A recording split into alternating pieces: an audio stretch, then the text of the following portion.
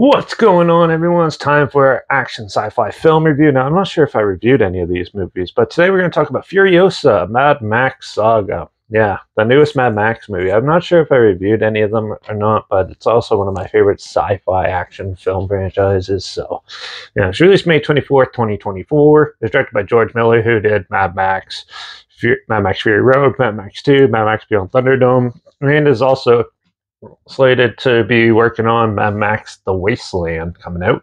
But he also did 3,000 Years Coming, Happy Feet and Happy Feet 2, and Babe, Pig in the City, and Babe 1.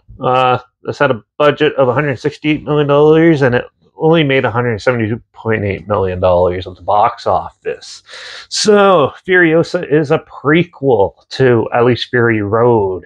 You see how Furiosa was basically taken and, by a ruthless leader who is trying to gain dominance in the wasteland and is going to go to war with the other guys. And, it's her starting to go rogue, trying to fight back. It's sort of like a redemption, revenge type of story where she slowly blends in and tries to disguise herself as a dude and basically tries to turn the tables and fight back against her captor and overall try to survive. Overall, this film is pretty good. It definitely feels like a Mad Max movie now. This one is way more brightly lit in the film that compared to some of the other ones. The other ones are more dark and gritty. This one's a little more cleaned up, a little more brighter, which is good and bad at the same time. Now, I know one of the reasons why they might have done this, I don't know if it's one of the ones for sure, but recently people have been complaining how dark movies are and stuff, where they want to see more of it, which is I understand that, but if you don't have top-notch special effects like CGI and stuff like that, the dark, grittier tone is to sort of hide that. Where this one, you can clearly see a lot of the not so good CG in it and stuff. Overall, though, the action is really good in this. It's very well staged.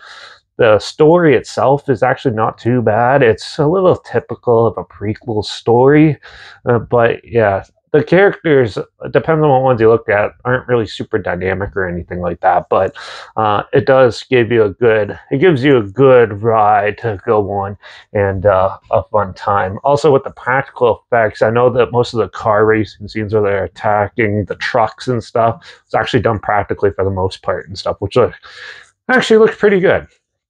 The characters itself, the villain was not very intimidating or anything like that. Stereotypical villain and stuff, but overall it's still good, and that the acting's really good. The music complements the film really well, and overall I thought the film was actually really enjoyable. It's by no means the best Mad Max movie at all. To be honest, it's probably one of the worst ones, but still, it's still a good, solid film. It's a good popcorn flick, a good one, and for people who aren't familiar with the Mad Max franchise, you could at least follow along with this one and not be super confused by it. So, overall, I'll give Furiosa a Mad Max Saga a 4 out of 5. I actually really enjoyed it and thought it was a fun one. It is a long one, but overall it was definitely worth the wait to see that. So, and if you want to check it out, I'm not sure if it's streaming anywhere yet or anything, but I'll link the trailer down below, so you at least check that out. Also, make sure you check out my Instagram, where I post video clips of films I'm going to review in the future on my story. You just put the film title in there and some fun fact and history thing in there as well. Also, my Letterbox is down below at Derek P Reviews. That's where I post it for star rating where after watching the films, and my Twitter's down below at Reviews_Derek. So follow me on those platforms, stay in the loop with this channel. Like this video, share some more people, wherever, comment your opinions. If you have any opinions on the film down below, comment those as well. Also, if make sure you hold on.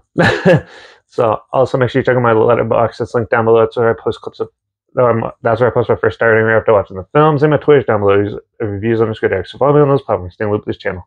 Like this video, share it somewhere people where, comment your opinions of the film down below if you have any films or film franchises in any genre and on any streaming service that you want to hear my opinions on in the future, comment those down below too. I'll try my best to get them as soon as I can and if I can find them.